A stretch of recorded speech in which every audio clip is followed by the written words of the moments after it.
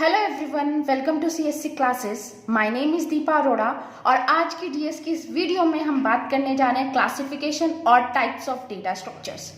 Previous video में हमने बात की थी कि what is data, what is information and what is the difference between data and information, what is data structure in detail. अगर आपने वो वीडियो नहीं देखी है तो आप मेरे चैनल पर जाके उन वीडियोज को देख सकते हैं। वीडियो का लिंक मैं डिस्क्रिप्शन बॉक्स में और आई बटन पर लगा दूंगी, आप वहां से जाके बहुत इजीली देख सकते हैं वीडियोस को। तो आइए स्टार्ट करते हैं आज की वीडियो।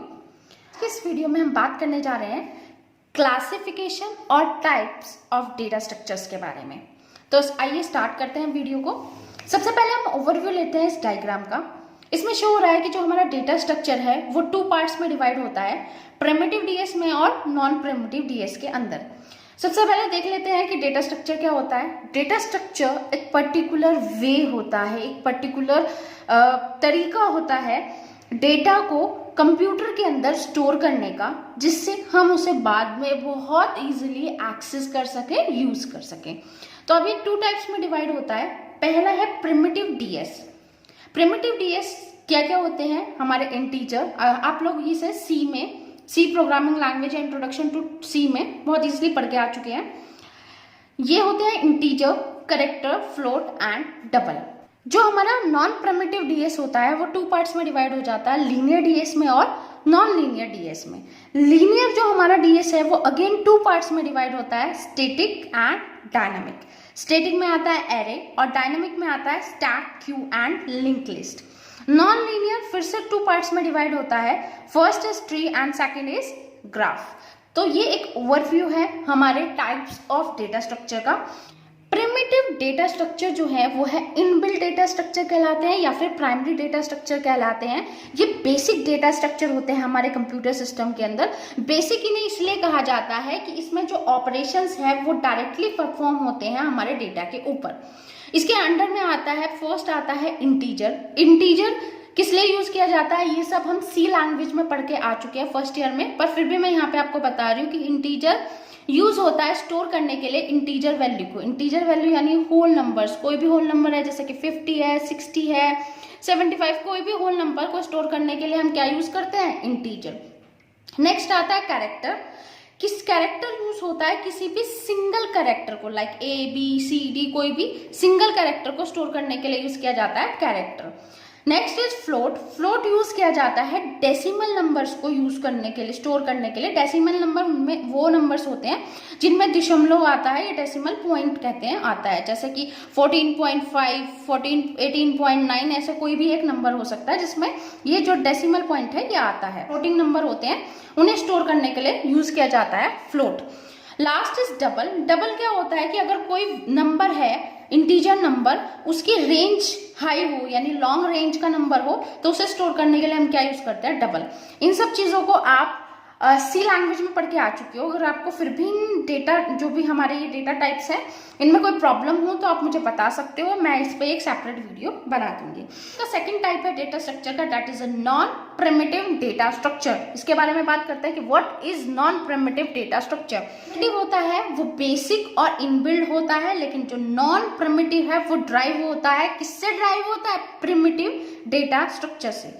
बेसिकली इसमें एक ग्रुप ऑफ डेटा पे फोकस किया जाता है, और वो ग्रुप कैसा होता है? या तो होता है होमोजीनियस या फिर होता है हेट्रोजीनियस।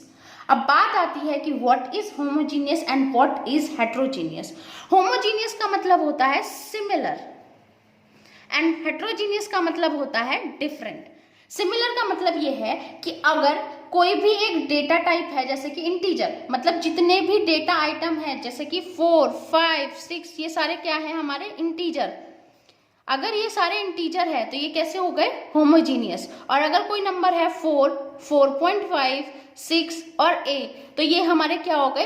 हेट्रोजीनियस। मतलब तो ये एक इंटीजर है, ये एक फ्लोटिंग नंबर है, ये एक इंटीजर है और ये एक क्या है? कैरेक्टर है। इनका जो एक ग्रुप है ये कैसा ग्रुप कहलाएगा? हेट्रोजीनियस डेटा आइटम का ग्रुप कहलाएगा। तो basically non primitive data structure जो है वो ड्राइव्ड होते हैं किससे? प्रिमिटिव डेटा स्ट्रक्चर से। और वो किस चीज पे फोकस करते हैं, वो फोकस करते हैं एक ग्रुप ऑफ डेटा आइटम्स पे। और वो डेटा आइटम्स कैसी होती है, या तो वो होमोजीनियस होगी यानी सिमिलर डेटा टाइप होंगे, या फिर वो क्या होंगे, हेटेरोजीनियस होंगे, मतलब डिफरेंट डेटा टाइप होंगे। Non primitive data structure again divide होता है टू पार्ट्स में। First one is linear data structure and second one is non linear data structure. तो सबसे पहले बात करते हैं लीनियर डेटा स्ट्रक्चर के बारे में। लीनियर, जैसे कि आप मैथ में भी पढ़ के आ चुके हो कि लीनियर का मतलब होता है कि एक लाइन में, एक सीक्वेंस में, या फिर एक लेवल में, हम क्या कहते हैं उसे, लीनियर। तो these are the single level data structure. Single level का मतलब है कि एक सीध में, एक लेवल में ये चल रहे होते हैं। और इसमें क्या होता है कि जो एलिमेंट्स हैं वो एक सीक्वेंस बनाते हैं। सीक्वेंस मतलब वह एक के बाद एक के बाद एक, मतलब 4 जैसे 5 एक सीक्वेंस बनाते हैं। और सीक्वेंस बनाने के बाद इनकी जो प्रोसेसिंग है यानी इंसर्शन डिलीशन, वो कैसा होता है, लीनियर ऑर्डर में होता है, इसलिए इन्हें क्या बोला जाता है, सिक्वेंशली। इसके जो एग्जाम्पल है वो क्या है, एरे, स्टैक, क्यू और लिंक लिस्ट आते हैं लीनियर डेटा स्ट्रक्चर के अंदर, क्योंकि ये एक लेवल पे चलते हैं, एक सिंगल लेवल पे चलते हैं ये। अगेन ये जो हमारा लीनियर डेटा स्ट्रक्चर है, जैसे कि हमने स्टार्टिंग में डायग्राम में पढ़ा था कि ये जो हमारा लीनियर डेटा स्ट्रक्चर है ये अगेन टू पार्ट्स में डिवाइड हुआ था। फर्स्ट था static data structure and second था हमारा डायनामिक डेटा स्ट्रक्चर। तो सबसे पहले बात कर लेते हैं स्टैटिक डेटा स्ट्रक्चर के बारे में। स्टैटिक, जैसा कि नाम बता रहा है, स्टैटिक का मतलब होता है रुका हुआ, फिक्स। तो अब स्टैटिक में क्या आता है, हमारा एरे जो होता है, ये हम वैसे सी लैंग्वेज में पढ़ के आ चुके हैं कि व्हाट इज एरे और एरे क्यों होता है स्टैटिक डेटा स्ट्रक्चर। तो array is a static data structure.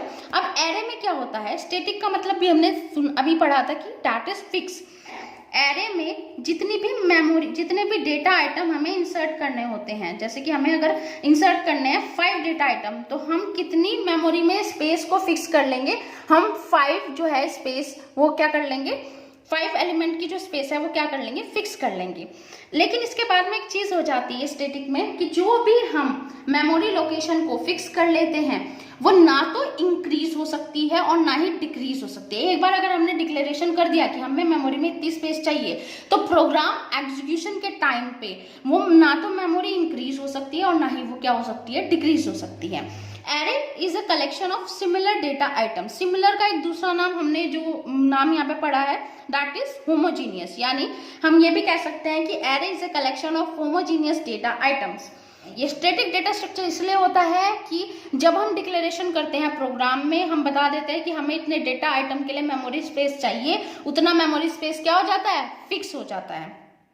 हमारा जो एरे होता है उसमें कंटिन्यूस मेमोरी एलोकेशन भी होता है। कंटिन्यूस का मतलब ये होता है कि अगर मुझे मेमोरी में स्टोर करना है 4, 5, 6 एंड 7, तो वो मेमोरी में कुछ ऐसे स्टोर होते हैं एक के बाद एक के बाद एक, यानी 4 पहले 4 स्टोर होगा, उसके बाद कंटिन्यूस 5 स्टोर होगा, 6 होगा, 7। ऐसा नहीं होगा कि पहले 4 स्टोर हो जाए फिर कोई मेमोरी में स्पेस आ जाए, फिर 5, फिर 2 स्पेस या 3, 4 स्पेस और फिर 6। ऐसा कभी नहीं होगा। एरे में क्या होता है, हमेशा कंटिन्यूस मेमोरी एलोकेशन होता है। तो इसके बाद जो दूसरा टाइप, इसका जो सिंटेक्स देख लेते हैं सबसे पहले, उसके बाद टाइप पे बात करेंगे।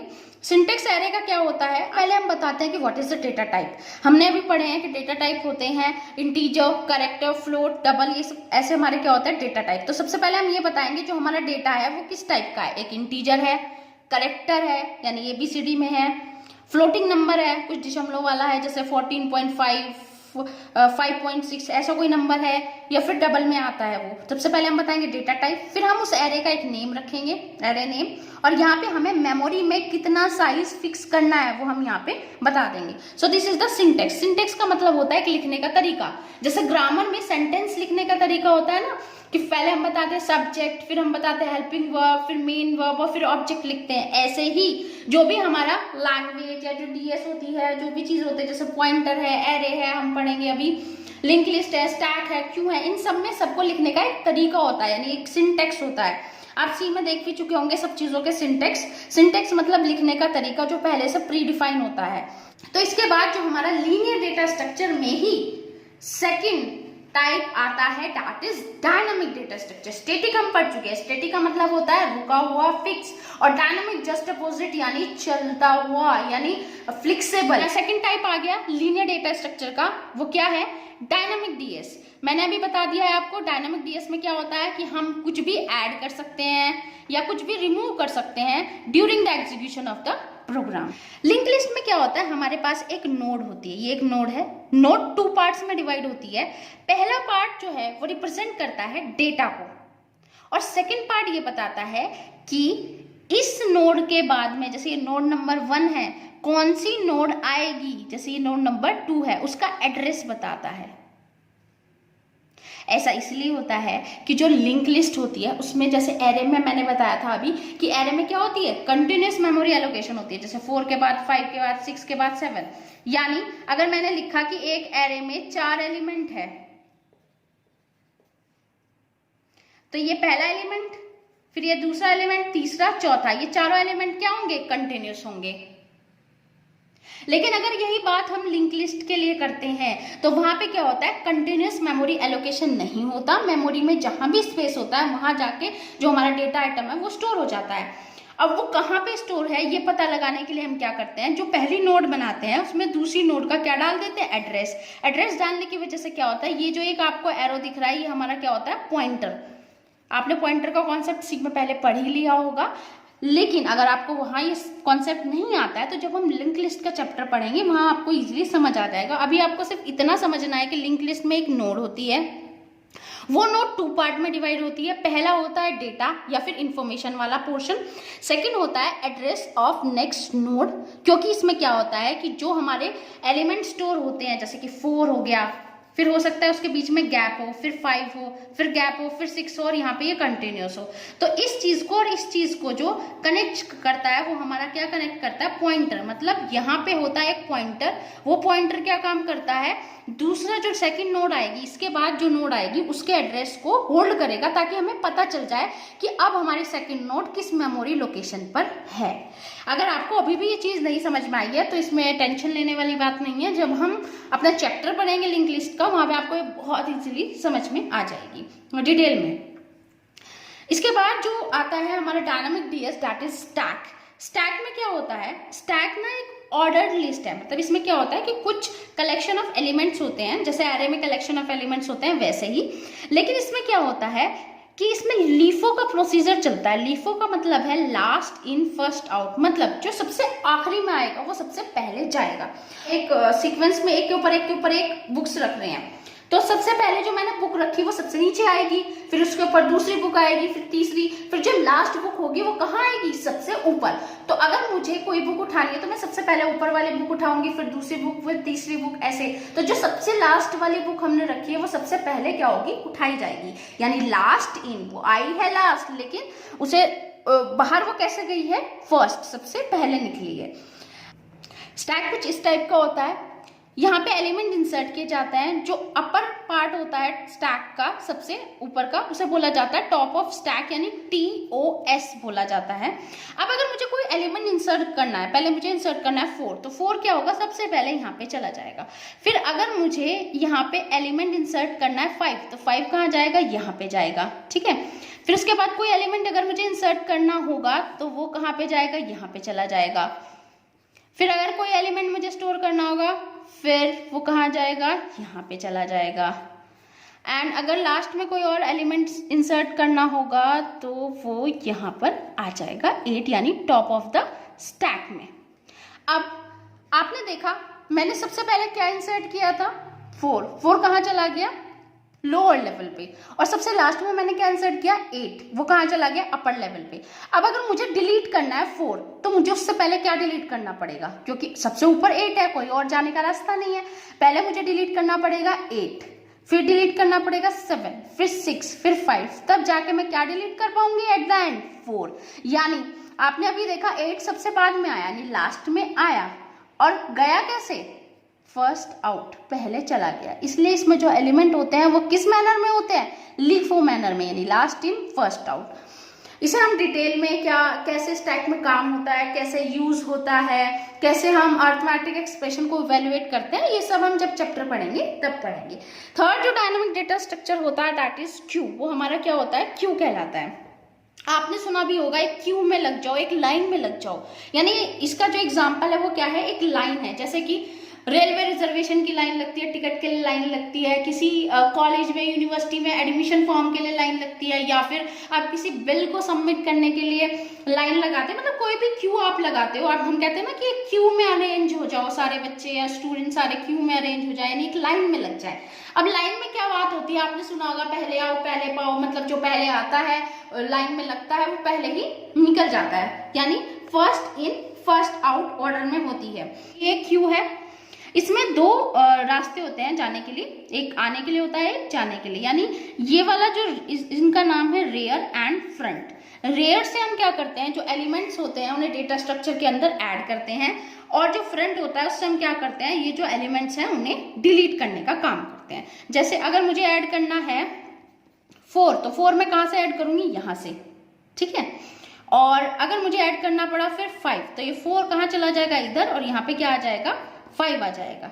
फिर इसी तरह ये जो सीरीज है ये आगे बढ़ती चली जाएगी। तो अगर मुझे 4 को डिलीट करना हो तो मैं पहले इस साइड से, क्योंकि डिलीशन वाली साइड ही है, मैं जाके क्या कर दूंगी, सीधा 4 को डिलीट कर दूंगी। तो ये होता है कुछ हमारा क्यू। क्योंकि अभी तक जितनी भी चीजें हमने पढ़ी थी वो लीनियर डेटा स्ट्रक्चर में पढ़ी थी। अब हम पढ़ने जा रहे हैं नॉन लीनियर डेटा स्ट्रक्चर के बारे में। लीनियर का मतलब हमने पढ़ा था कि क्या होता है कि एक सीक्वेंस में, एक सीध में, या फिर एक ही लेवल में डेटा क्या होते हैं, एक ही लेवल में क्या होता है, डेटा स्टोर होते हैं, एक ही लेवल में डेटा का कलेक्शन होता है। लेकिन नॉन लीनियर मतलब एक लेवल में नहीं, यानी अलग अलग लेवल होंगे, यानी मल्टी लेवल होंगे। तो नॉन लीनियर क्या होगा, मल्टी लेवल, मतलब 1 2 3 कितने भी लेवल, ये जो लेवल है कितने भी लेवल हो सकते हैं इसमें। अब ये जो हमारा नॉन लीनियर डेटा स्ट्रक्चर है ये 2 पार्ट्स में डिवाइड होता है। पहला होता है ट्री में, दूसरा होता है ग्राफ में। अब जो ट्री होता है वो ऑर्गेनाइज होता है ब्रांचेस में, या हम कह सकते हैं एक हायरार्किकल ऑर्डर में। आपने एक हायरार्की पढ़ी होगी ना, इस टाइप से एरो से चलती है ऊपर से नीचे तक, तो ये इस टाइप के कुछ ऑर्डर में अरेंज होता है, जैसे कि आपको यहाँ दिखाई भी दे रहा है। इन ट्री में क्या होता है कि ये जो चीजें होती है इन्हें बोला जाता है लेवल, यानी 1 2 3, इसमें 3 लेवल है, इसीलिए इसको क्या बोला जाएगा, मल्टी लेवल। और मल्टी लेवल क्या होते हैं, नॉन लीनियर होते हैं। अब क्या होता है कि जो टॉप में जो भी नोड होती है उसको बोला जाता है root of the tree, tree का रूट। वैसे एक्चुअल में तो जो ट्री का रूट होता है वो अपर लेवल पे नहीं होता, अपर साइड पे नहीं होता, लेकिन जो हमारा डीएस होता है इसमें जो ट्री होता है उसका जो रूट होता है वो उसके जो सबसे ऊपर टॉप में एलिमेंट होता है उसको क्या बोला जाता है, रूट ऑफ द ट्री बोला जाता है। इसके बाद जो उसका लेफ्ट सेक्शन होता है, लेफ्ट साइड में लिखा हुआ होता है, उसे बोला जाता है लेफ्ट सब ट्री।